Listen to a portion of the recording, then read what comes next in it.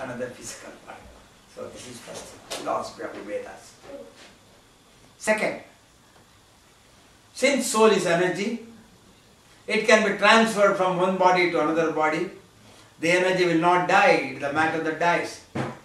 So the physical body called the earthly body, consisting of the nervous system, the heart and the bone and muscles die, but not the Atman. If so, we can divide the physical body into two aspects. One, destructible portion. Another, indestructible portion. The destructible portion is the physical body. The indestructible portion is the soul. So soul is energy. Soul cannot be created. Soul cannot be destroyed. Soul can be transferred from one physical body to another physical body. As such, we had several past lives.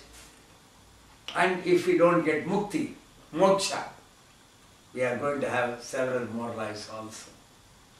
So we were there in the past life at various continents. The soul has no enmity with anybody. Since it has no enmity with anybody, it will take birth without a passport to any country at all. Consequently, I must have taken birth in your houses. You must have taken birth in my house. I must have taken birth in America, Russia, England, name the country where I have not taken birth. So also you. Then who are we? Can we say that we belong to one family? The ignorance has brought us the divisions in the human being. Veda does not believe in caste. Veda does not believe in religion. Veda does not believe in nation. Veda considers all human beings as one family. That is why we say Sarve Janaha Sukhina Bhavantu Samasta Sanmangalani Bhavantu. So the Vedic system does not subscribe to caste in its present form. In Purusha Suttam, I mean that. So Vedic system does not subscribe to caste in the present system. But whatever the Veda has told is absolutely right. Unquestionable truth. It's the truth for all times to come. So I will deal that particular subject, how the caste system must be taken according to the spirit of the Vedas. You are all aware, if the sun is weak, the earth is weak. If the sun is strong, the earth is strong. So the strength of the earth depends upon the strength of the sun. So also the strength of the human body. If you want to be strong, knowledgeable, with very high capacities of understanding life, knowing everything in the world, your soul must be stronger. A strong soul alone can bring a strong human being. A weak soul is a destructive element in the human society. If that is the case, the soul must be strong, made stronger. A man cannot become strong by simple education. The man becomes strong only with a strong soul. So, if the body is to be given more importance or the soul must be given more importance, not the body. Adding strength to the soul is the primary aspect of the life. If that is the case, the soul must be done more and more stronger. So a subject of understanding is needed about the soul. How the soul is, what are the constituents of the soul, what are all the various parameters that exist in the soul. Not merely that, we also need to know how to strengthen the soul. The importance in our language is called Adyata. The importance is called? Whom we have to give importance? Atman. Shall I say that the most important subject in the whole of the universe is to make the human body strong? The human body can be done strong only by giving importance to Atman. So that subject is extremely important. That subject of study in science is called as Adhya plus Atma. Adhyata for the Atma. It is called? So Adhyatma is not surrendering to the God. Adhyatma is to increase the quantum of energy of the self. So the quantum of energy of the self, the relationship is extremely important. So a new subject was brought. That is called as the Adhyatma. So Adhyatma is a spiritual science in which the spirit called the soul, its strength is to be enhanced.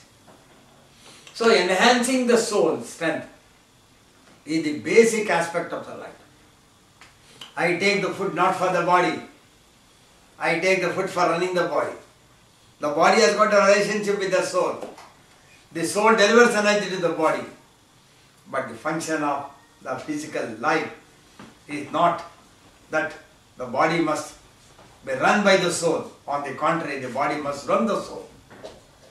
The soul running the body is natural, and higher energy coming to the lower matter is natural.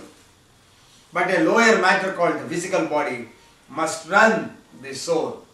It means you have to increase the quantum of energy of the physical body. A matter's energy can be increased only by tapa. You are aware of the word tapa? Tapa and theriyudha. Romba tapa irukradappa, kaathu irukradhu nu solradhu. That is called tapa. So increasing the quantum of energy of the physical matter, rising to the level of the sun is called Savitru. The sun is called Savitru within the physical body. That is called as tapaha. It is also called tapas. So tapas is basically a posture of a human body in which he converts the physical matter into the energy of the soul. So a technical talk is needed for the tapas. So it means the body has taken birth to donate the energy that it possesses to the soul. So in the life, the body must become the donor, the soul must become the receiver. The donor is called dhana, the donation is called, and you have to make an internal journey from the physical body up to the soul. The journey is called yana. You are able to remember this word? Donation is called dhana. The journey toward the soul and making the energy to deposit in the soul is called yana. So you have to do not only dhana but also the dhana plus yana is called as dhyana.